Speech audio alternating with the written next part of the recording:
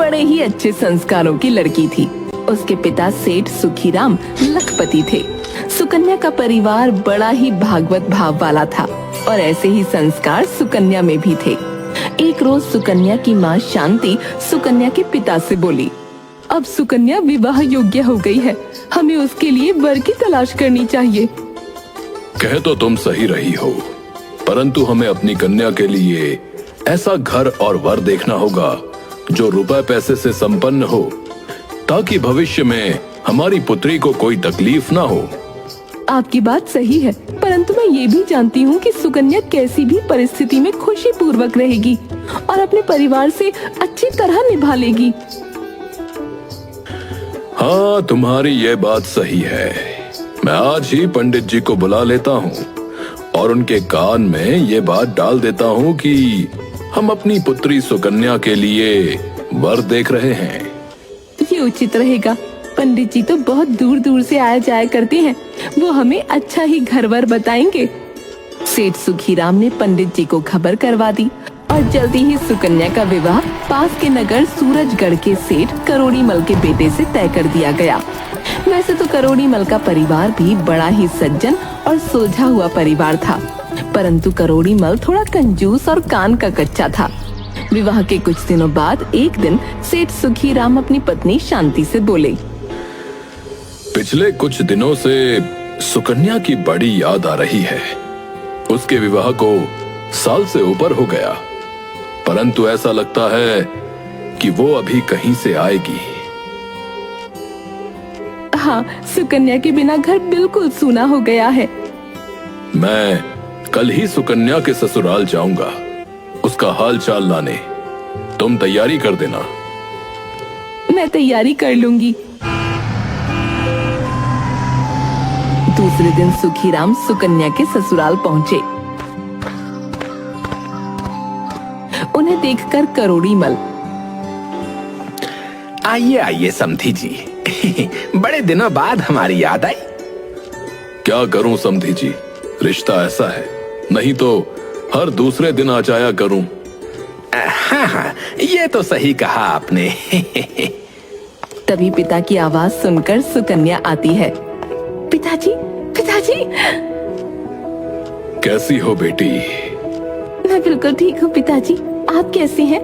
माँ कैसी है? हम सब बस तेरे बिना जीना सीख रहे हैं। अरे बहू, क्या अपने पिताजी का पेट सिर्फ बातों से भरोगी? उनके लिए कुछ चाय पानी का भी तो इंतजाम करो। जी, अभी करती हूँ। चाय नाश्ता करने के बाद सुखीमल करोड़ीमल से, यदि कभी जाने अनजाने मेरी सुकन्या से कोई गलती हो जाए तो उसे माफ कर दीजिएगा। आप कैसी बातें कर रहे हैं समधी जी? इतने कम समय में ही सुकन्या ने हम सबके दिलों में वो जगह बना ली है जिसे बनाने में सालों लग जाते हैं। आपने उसे बड़े ही अच्छे संस्कार देकर पाला है। अपनी बेटी की तारीफ सुनकर सुखीराम का सीना चौड़ा हो गया और वो सुकन्या और उसके ससुराल वालों से विदा लेकर खुशी खुशी अपने घर वापस चला गया। कुछ समय और व्यतीत हो गया। एक दिन की बात है, सुबह सुबह सुकन्या अपने घर के आंगन में झाड़ू लगा रही थी। तभी करोड़ीमल के दरवाजे पर एक नवयुवक सन्यासी आवाज लगाता है, मैं सन्यासी द्वार पर खड़ा हूँ, भिक्षा दे दो। सन्यासी की आवाज सुन सुकन्या फौरन आंगन में आ गई और सन्यासी को देखकर आश्चर्य से बोली, अरे बाबा, तुम्हें इतनी भी जल्दी क्यों है? थोड़ा और सब्र कर लेते। देवी, मुझे डर लग रहा था। इधर आंगन में बैठा करोड़ीमल सुकन्या और सन्यासी की सारी बातें बड़े गौर से सुन रहा था। अपनी बहू के मुंह से ये बातें सुन ससुर के कान खड़े हो गए। वो मन में सोचता है, मेरी बहू और इस सन्यासी महात्मा का कोई चक्कर चल रहा है। उसने देखा कि उसकी बहू और सन्यासी दोनों हंस हंस कर बातें कर रहे हैं। सेठ सोचने लगा, हो ना हो, मेरी बहू का इस सन्यासी के साथ कोई ना कोई संबंध तो जरूर है। मैं आगे सुनता हूँ कि ये लोग क्या क्या बातें करेंगे। कान लगाकर उनकी बातें सुनने लगा। इधर सन्यासी सुकन्या से, देवी, तुम्हारी उम्र कितनी है? अभी मेरी उम्र ही क्या है, मैं तो अभी सिर्फ 10 वर्ष की हूँ। सुकन्या की बात सुनकर करोड़ीमल आश्चर्यचकित हो जाता है और मन में सोचता है, बहू ये क्या कह रही है? वो इस सन्यासी से इतना बड़ा झूठ क्यों बोल रही है? तभी सन्यासी ने अपनी बात को दोहराया। अच्छा, तुम्हारी उम्र सिर्फ 10 वर्ष की है? जी महात्मा जी, अभी तो मेरी आयु सिर्फ 10 वर्ष की है। देवी, तुम्हारी सासू माँ तो घर पर होंगी, उनकी क्या उम्र है? 8 वर्ष की है। ये सुनकर करोड़ीमल का दिमाग चकरा गया और उसने खुद से कहा, है? कहीं बहू पागल तो नहीं हो गई? वो अपनी उम्र सिर्फ 10 वर्ष की बता रही है और मेरी पत्नी की उम्र 8 वर्ष की बता रही है। आखिर ये कैसी बातें कर रही है? ये बात तो पक्की है कि मेरी बहू मेरे बेटे की आंखों में धूल झोंक रही है, सन्यासी से प्रेम कर बैठी है। नहीं तो अपनी उम्र इतनी कम बताने का क्या मतलब था? तभी उसके मन में आया कि अभी बहू से जाकर पूछ लूं, लेकिन फिर उसने सोचा, अभी इतनी जल्दी बीच में बोलना ठीक नहीं रहेगा। पूरी बातें सुनता हूँ। जब ये सन्यासी यहाँ से चला जाएगा तब मैं बहू से उसकी मंशा पूछ लूंगा और मैं अपने बेटे से भी कहूंगा कि वो बहू को छोड़ दे। से सुनने लगा। इधर सन्यासी महात्मा ने सुकन्या से कहा, देवी, आखिर तुम्हारे पति की उम्र कितनी है? महात्मा जी, मैं क्या बताऊं, मेरे पति की उम्र अभी सिर्फ 4.5 साल की है। सुकन्या की बात सुनकर अब तो करोड़ीमल की व्याकुलता और अधिक बढ़ गई और उसने खुद से कहा, है? बहू तो बिल्कुल ही पागल हो गई है। ये क्या अनाप शनाप बक रही है? ये स्वयं को 10 साल का बता रही है, अपनी सास को 8 साल का और अपने पति को सिर्फ 4.5 साल का बता रही है। अब तो हद ही हो गई। इस हिसाब से तो ये मेरी उम्र कितनी बताएगी। देखता हूँ आगे ये क्या क्या बातें करते हैं। पहले मैं इन दोनों की पूरी बातें सुन लेता हूँ कि ये मेरे बारे में क्या बोलेगी। अब तुम ये भी बताओ कि तुम्हारे ससुर की उम्र कितनी है? महाराज, अपने ससुर की उम्र तुम्हें क्या बताऊं? मेरे ससुर का तो अभी जन्म भी नहीं हुआ। सुकन्या की बात सुनकर तो करोड़ीमल आपे से बाहर हो गया। उसे कुछ समझ नहीं आ रहा था कि ये सब क्या हो रहा है। उसने खुद से कहा, या तो बहू पागल हो गई है या फिर मैं पागल हो गया हूँ। मेरे बेटे के साथ इसका विवाह हुआ है और ये कह रही है कि मेरे ससुर का तो अभी जन्म ही नहीं हुआ। आखिर ये कहना क्या चाहती है? दूसरी तरफ सुकन्या उस सन्यासी महात्मा को भिक्षा देने के बाद अपने घर के अंदर चली आई। इधर करोड़ीमल अपने मन ही मन बातों को बुन रहा था। मैं अभी जाकर बहू से ये बात पूछूं कि वो साधु के साथ हंस हंस कर क्या उल्टी सिल्टी बातें कर रही थी। लेकिन उससे क्या पूछूं? मैंने तो खुद अपने कानों से सब कुछ सुना है और अपनी आंखों से देख लिया है। जरूर इस साधु के साथ मेरी बहू का कोई अवैध रिश्ता है। मेरी बहू होते हुए इसने हमारे खानदान की नाक कटवा दी। अब मैं इसे अपने घर में नहीं रखूंगा। मैं ये बात पंचायत के सामने लेकर जाऊंगा। पंचायत में सभी पंचों के सामने ही मैं सवाल करूंगा। मुझे तो अब इसे बहू कहते हुए भी लज्जा आ रही है। करोड़ीमल ने सुकन्या के माँ बाप को तुरंत बुलवा भेजा और खबर मिलते ही सुखीराम और शांति तुरंत सुकन्या के ससुराल पहुँच गए। इस बीच करोड़ीमल पंचायत पहुँच जाता है। आज आपके इधर आने का क्या कारण है सेठ जी? आप तो बहुत ही परेशान दिखाई दे रहे हैं। क्या कोई बात हो गई है? आज मैं किसी को मुंह दिखाने के लायक नहीं रहा मुखिया जी। मेरी पुत्रवधू चरित्रहीन निकली। इसके साथ साथ वो इतनी बड़ी मक्कार है कि मैं आपको बता नहीं सकता। मैं अपनी बहू से छुटकारा पाना चाहता हूँ। हाँ? क्या बात हो गई जो आप अपनी बहू से छुटकारा पाना चाहते हैं? मुखिया जी, आप सभी लोग मेरे घर पर चलिए, मैं वहीं पर जाकर पंचायत के सामने ही अपनी बात बताऊंगा। हाँ। करोड़ीमल के बार बार आग्रह करने पर सभी पंच सेठ के साथ चल दिए। इधर सभी पंच चौपाल पर पहुँचे और उधर सुकन्या के माता पिता भी आ गए। क्या बात है समधी जी, सब कुशल तो है? आपने अचानक बुलवा भेजा? अरे भाड़ में गया तुम्हारा समधी। सुखीराम और शांति को समझ में कुछ नहीं आ रहा था। दूसरी तरफ सेठ ने अपनी चौपाल पर पंचायत बिठा दी। सभी लोग सेठ के दरवाजे पर इकट्ठा हो गए। पंचों ने सेठ से कहा, सेठ जी, ऐसी कौन सी बात है जो आपने अपने घर पर पंचों को बुलाया है? आखिर घर में ऐसी कौन सी समस्या आ गई जिसे लेकर पंचायत करनी पड़ी? अब तो सभी पंच तुम्हारे घर पर आ चुके हैं, बताओ आखिर बात क्या है? मुखिया जी, मैं अपनी पुत्र वधू सुकन्या को पंचायत में बुलाना चाहता हूँ। हाँ, सबसे पहले आप मेरी बहू को बुलवाइए, मैं अपनी समस्या उसी के सामने रखूंगा। हाँ। पंचायत का आदेश मिलते ही तुरंत सुकन्या को बुलवाया गया।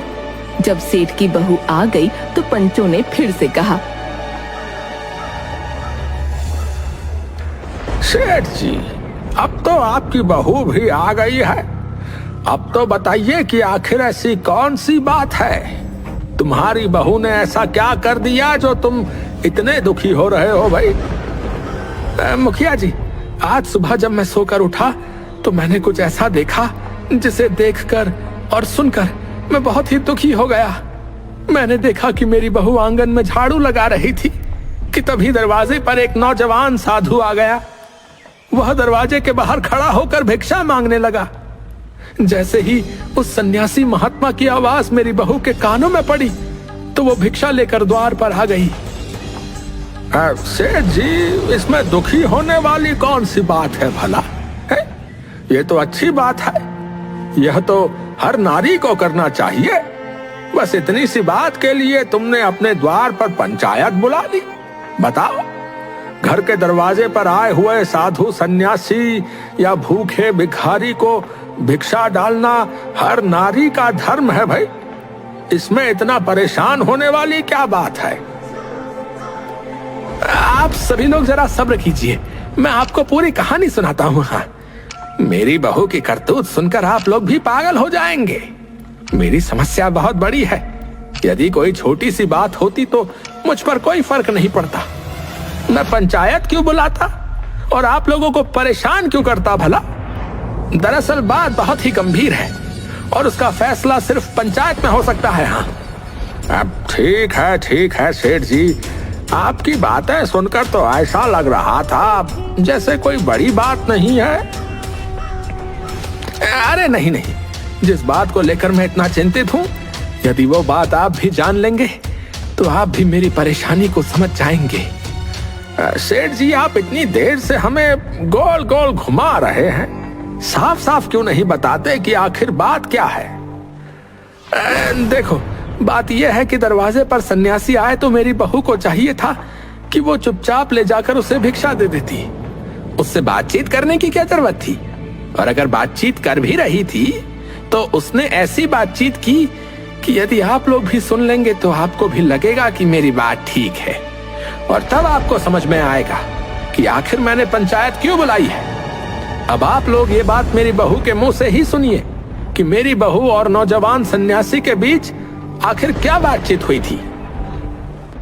पिताजी, बताने के लिए तो मैं अभी बता सकती हूँ कि मेरे और उस सन्यासी के बीच में क्या बातचीत हुई थी, लेकिन पिताजी, घर में पंचायत तो आपने बुलाई है, इसलिए पहला अधिकार आपका बनता है।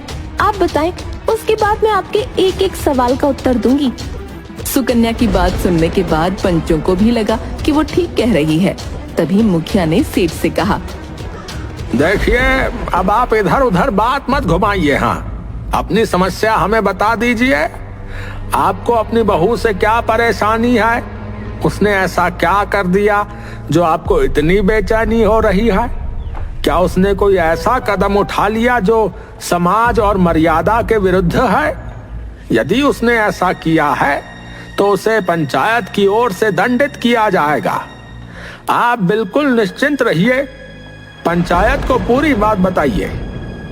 अरे भाई, बात कुछ ऐसी है जिसे बताने में मुझे बहुत ही लज्जा आ रही है। आप लोगों को तो मालूम है कि मैं इस गांव का बहुत ही इज्जतदार व्यापारी हूं, लेकिन मुझे लगता है कि मेरी बहू ने मेरी सारी इज्जत मिट्टी में मिला दी। मेरा सारा मान सम्मान उसने महात्मा से बातें करके धूल में मिला दिया।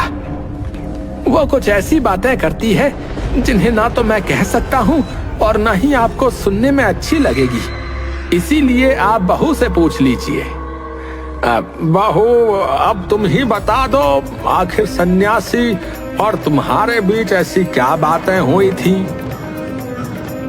ठीक है पिताजी, यदि आपको बताने में शर्म आती है तो मैं ही बता देती हूँ कि मेरी और महात्मा के बीच में क्या बातचीत हुई थी।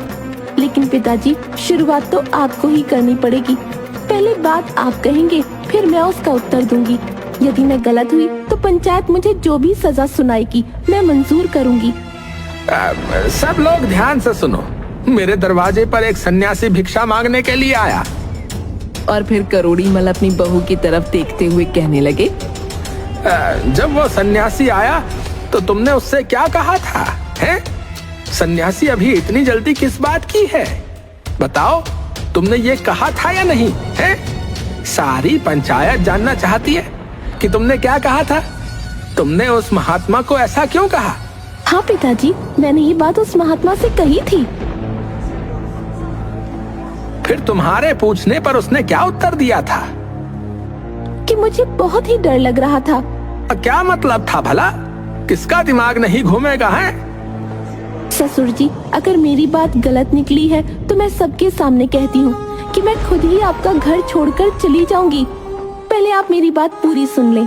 मैंने उस नौजवान सन्यासी से इसलिए बात कही थी कि उसने छोटी सी उम्र में ही सन्यास धारण कर लिया। जो उम्र खेलने कूदने हंसने खेलने की होती है, उस उम्र में वो वैराग्य धारण करके सन्यासी बन गया। वही बात मैंने उससे पूछी थी कि तुम्हारी तो अभी बहुत ही उम्र पड़ी है। लोग जब बूढ़े हो जाते हैं तब भगवान का भजन करते हैं, लेकिन तुम तो अभी से भगवा धारण करके घूम रहे हो। इसीलिए मैंने उससे कहा था कि अभी इतनी भी क्या जल्दी है जो तुम महात्मा बन गए। मेरी बात का जवाब उसने ये कहकर दिया था कि मुझे डर लग रहा है। सन्यासी की इस बात का मतलब ये था कि मौत का कोई भरोसा नहीं है कि वो कब आ जाए। लोग बुढ़ापे में भजन करने लगते हैं, लेकिन यहाँ तो एक पल का भी पता नहीं कि मौत कब दबा ले। मरने से पहले मनुष्य को अपने कल्याण के लिए जितना हो सके भगवान का भजन और सत्कर्म कर लेना चाहिए, वही उसके साथ जाएंगे। इसीलिए भगवान का भजन और सत्कर्म बचपन से ही शुरू कर देने चाहिए। बुढ़ापा आखिर किसने देखा है? क्या पता जिंदगी का अंत कब हो जाए, न जाने कब सांसें थम जाएं। अब आप ही बताइए ससुर जी कि क्या उस सन्यासी ने कुछ गलत कहा था? बहू की बातें सुनकर अब तो सारी पंचायत के लोग बहू की बुद्धि की प्रशंसा करने लगे। अब करोड़ी मल को भी समझ आ गया था कि उसकी बहू की बातों का बहुत ही साफ सुथरा मतलब था और वो बेकार में ही अपनी बहू पर संदेह कर रहा था। फिर सुकन्या ने कहा, पिताजी, अभी मेरी बातें पूरी नहीं हुई। मैं आगे की बातों का मतलब भी आपको बताती हूँ। उसके बाद सन्यासी महात्मा ने मुझसे पूछा था कि मेरी उम्र क्या है। तब मैंने उस सन्यासी महात्मा को कहा था कि अभी मेरी उम्र सिर्फ 10 साल की है। मैंने यही कहा था ना पिताजी? हाँ, तुमने यही कहा था। तुमने अपनी आयु उस सन्यासी को 10 वर्ष की क्यों बताई है, जबकि तुम्हारी आयु तो 30 वर्ष की हो चुकी है? सन्यासी से तुमने झूठ क्यों बोला? ये झूठ बोलने के पीछे आखिर क्या कारण था? पिताजी, थोड़ा सब्र कीजिए। मैं ये भी आपको बताऊंगी कि मैंने ऐसा क्यों कहा था कि मेरी आयु अभी सिर्फ 10 वर्ष की है। पिताजी, वैसे तो मेरी आयु 30 वर्ष की हो चुकी है, लेकिन इस आयु को मैं सिर्फ 10 वर्ष का ही मानती हूँ, क्योंकि आज से 10 साल पहले ही मैंने एक संत को अपना गुरु मानकर ईश्वर की भक्ति शुरू की थी। 10 वर्ष पहले ही मुझे भगवान की भक्ति का ज्ञान हुआ था उनकी कथा कीर्तन में मेरा मन लगने लगा था। जब से मैं भगवान से जुड़ी हूँ, उन्हें पहचान गई हूँ। जितना समय मेरा भगवान की भक्ति में बीता है, उतनी ही उम्र मेरी सार्थक है। बाकी जीवन तो मेरा व्यर्थ चला गया। संसार में मनुष्य चाहे जितना भी जी ले, लेकिन उतनी ही आयु उसकी सफल मानी जाएगी जितना समय उसने भगवान का भजन और सत्कर्म करने में बिताया है। बाकी की उम्र तो उसने पशुओं की तरह बिता दी। वो तो सिर्फ खाया पिया और सोया है। ये काम तो पशु भी करते हैं। मैं पिछले 10 वर्षों से ईश्वर की भक्ति से जुड़ी हूँ, इसीलिए मैंने उस सन्यासी को अपनी आयु सिर्फ 10 वर्ष बताई थी। अब आप ही बताइए, मैंने उससे क्या गलत कहा? बहू का जवाब सुनकर करोड़ी मल निरुत्तर हो गया। पंचायत के लोग सुकन्या का जवाब सुनकर वाह वाह करने लगे। अरे वाह भाई, धन्य हो भाई पुत्री, वाकई में तुम बहुत ही समझदार हो।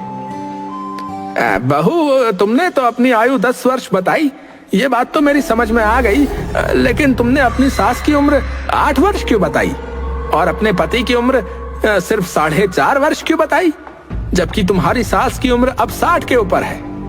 इसका मतलब भी मुझे जरूर समझाओ।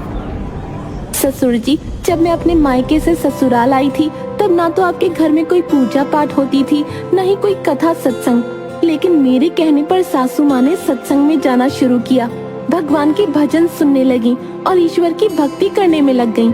और उन्हें भजन करते देख सत्संग सुनते हुए 8 साल का समय हो गया है। सन्यासी महात्मा के पूछने पर मैंने उन्हें बता दिया कि मेरी सासू माँ की उम्र अभी 8 वर्ष की हुई है। अब आप ही बताइए पिताजी, मैंने क्या गलत कहा था? अच्छा, तो ये बात थी। मैं तो तुम्हें पागल समझ रहा था।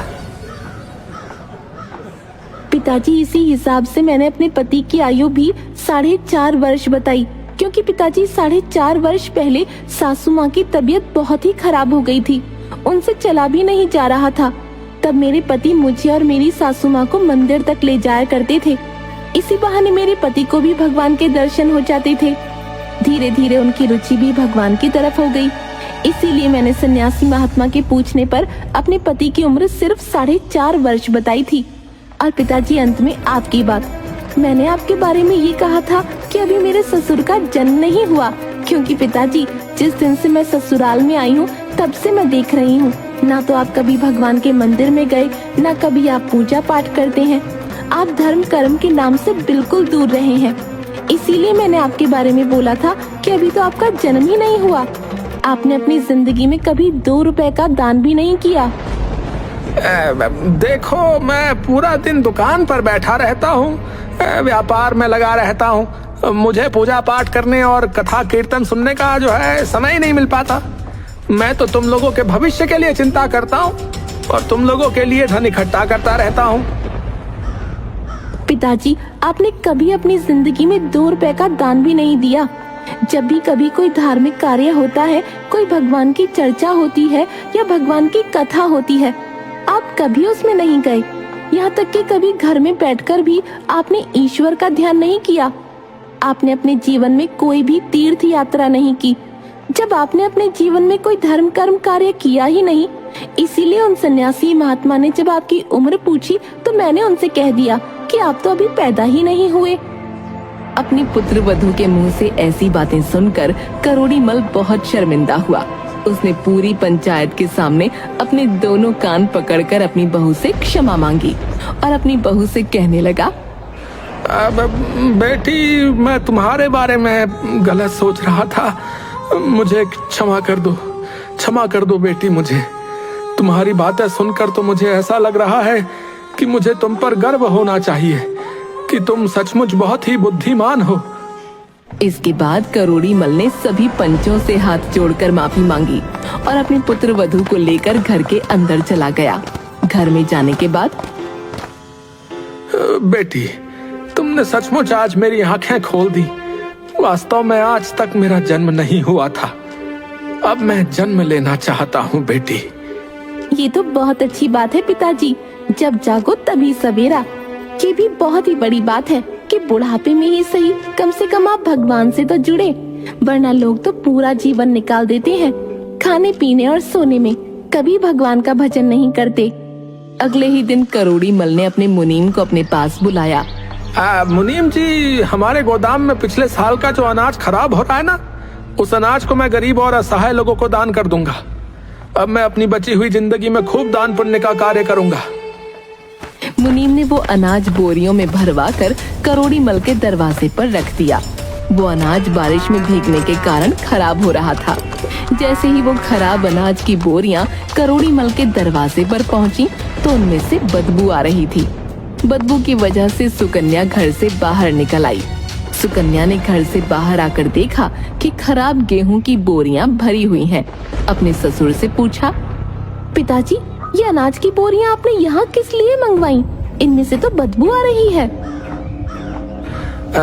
तुमने कल जो कहा था कि मैंने अब तक जन्म नहीं लिया, इसीलिए कल से मैं दान पुण्य के कार्य करूंगा, और मुनीम से कहकर मैंने अपने गोदाम से ये गेहूं की बोरियां मंगवा ली हैं। हाँ। सुकन्या अपने ससुर की मंशा को समझ चुकी थी कि मेरे ससुर ये सड़ा हुआ खराब अनाज गरीबों को खिलाना चाहते हैं। सुकन्या बहुत ही समझदार थी और मन ही मन सोचने लगी, मेरे ससुर जी सुधरे तो हैं, लेकिन पूरी तरह से नहीं। अब मुझे ही कुछ ऐसा करना चाहिए कि उन्हें अपनी गलती का ज्ञान हो जाए। काफी सोच विचार करने के बाद सुकन्या ने उस सड़े हुए गेहूं में से कुछ गेहूं निकाले और उसका आटा बना लिया। फिर उस आटे की रोटियां बनाई। शाम को जब करोड़ी मल भोजन करने के लिए आया तो सुकन्या ने उस आटे की बनी हुई रोटियां बनाकर अपने ससुर के सामने परोस दी। जैसे ही करोड़ी मल ने पहला निवाला खाया, सड़े हुए अनाज की रोटी खाकर वो एकदम से उल्टी करने लगा। बहू, अरे आज तुमने ये कैसी रोटियां बनाई हैं? आज रोटी में से दुर्गंध क्यों आ रही है? मेरा तो सारा मुंह ही खराब हो गया है। क्या बात है पिताजी? बहू, ये आज तुमने रोटियां कैसी बनाई है भाई? इस रोटी को खाते ही मुझे उल्टी आने लगी। आज तुमने कैसा भोजन बनाया है? ससुर की बात सुनकर सुकन्या रसोई से बाहर आई। ससुर जी, मैंने तो ठीक वैसी ही रोटियां बनाई हैं जैसी मैं रोज बनाती हूँ। नहीं बहू, जैसी रोटियां तुम रोज बनाती हो, आज वैसी रोटियां नहीं है। आज तो इस भोजन में से बहुत ही दुर्गंध आ रही है। कहीं कोई जीव या जंतु या कीड़ा मकोड़ा तो इस भोजन में नहीं गिर गया? नहीं ससुर जी, मैंने तो अभी अभी अनाज पीसकर इसकी रोटियां बनाई हैं। तुमने कौन से गेहूं की रोटियां बनाई हैं? करोड़ी मल को जैसे ही पता चला कि सड़े हुए गेहूं से रोटियां बनी हैं, तो वो अपनी बहू पर चिल्लाने लगा। अरे बहू, तुमने उस सड़े हुए अनाज की रोटियां क्यों बनाई हैं? बताओ, वो अनाज तो मैंने गरीबों में दान करने के लिए रखा है। अपने खाने के लिए तो मैंने साफ सुथरा अनाज अलग से रखा हुआ था। पिताजी, मुझे मालूम था कि वो अनाज सड़ा हुआ है, इसीलिए तो मैंने सोचा कि मैं अभी से ऐसा सड़ा हुआ खाने की आदत आपको बना दूं। अरे बहू, कैसी बातें करती हो? हैं? कैसी आदत? ससुर जी, मैंने सुना है कि हमारे शास्त्रों में भी लिखा है कि जैसा हम इस जन्म में किसी को दान देते हैं, ठीक वैसा ही अगले जन्म में हमें मिलता है। इसीलिए ससुर जी, मैंने सोचा कि इस जन्म में यदि आप गरीब लोगों को सड़ा गला अनाज दान में देंगे तो अगले जन्म में हमारे लिए भी सड़ा गला अनाज खाने को मिलेगा। इसीलिए मैंने उस सड़े हुए अनाज की रोटियां बनाई। यदि हम अभी से ऐसी रोटियां खाना सीख जाएंगे, तभी तो ऐसी रोटियां खाने की हमारी आदत बन जाएगी, क्योंकि अगले जन्म में हमें भी तो ऐसा ही अनाज मिलेगा ना। परमात्मा हमें हमेशा वही लौटाता है जो हमने दिया है। बहू, आज मुझे तुम्हारी बातों का मतलब ठीक समझ में आ गया है। मैं आज ही इन सड़ी हुई अनाज की बोरियों को नगर के बाहर कूड़ेदान में फेंकवा दूंगा, और हमारे गोदाम में जो अच्छा अनाज पड़ा है वही मैं दान करूंगा। अगले दिन करोड़ी मल ने साफ सुथरा अनाज गरीब और जरूरतमंद लोगों में दान दिया। अब तो नगर में सभी गरीब और बेसहारा लोग सेठ की वाहवाही करने लगे और उसे दिल से आशीर्वाद देने लगे। ये देखकर सुकन्या ने अपनी सास से कहा, माँ जी, आप पड़ोस की औरतों को बुला कर लाइए। आखिर ऐसी क्या बात है जो मैं पड़ोस की औरतों को बुला कर लाऊं? तुम उनका क्या करोगी? माता जी, मैं तभी आपको बताऊंगी। बहू की बात मानकर सास पड़ोस की औरतों को बुलाने चली गई। जब पड़ोस की सभी औरतें आ गईं, तो सभी औरतें आंगन में बैठकर ढोल लेकर बजाने लगीं। तब पड़ोस की औरतों ने भी पूछा, बहुरानी आखिर बात क्या है? आप सभी को मिलकर बधाइयाँ गानी है क्योंकि आज मेरे ससुर का जन्म हुआ है। इधर घर के बाहर करोड़ीमल दान पुण्य कर रहा था और घर के अंदर औरतें करोड़ीमल के पैदा होने के गीत गा रही थीं, क्योंकि आज सुकन्या का ससुर भगवान के बताए हुए मार्ग पर चलने लगा था। मनुष्य का जन्म तभी सफल माना जाता है जब वो परमात्मा के बताए हुए मार्ग पर चलता है। धर्म के बिना मनुष्य पशु के समान होता है। लक्ष्मीपुर में रहने वाली सुकन्या बड़े ही अच्छे संस्कारों की लड़की थी। उसके पिता सेठ सुखीराम लखपति थे। सुकन्या का परिवार बड़ा ही भागवत भाव वाला था और ऐसे ही संस्कार सुकन्या में भी थे। एक रोज सुकन्या की माँ शांति सुकन्या के पिता से बोली, अब सुकन्या विवाह योग्य हो गई है, हमें उसके लिए वर की तलाश करनी चाहिए। कह तो तुम सही रही हो, परंतु हमें अपनी कन्या के लिए ऐसा घर और वर देखना होगा जो रुपए पैसे से संपन्न हो, ताकि भविष्य में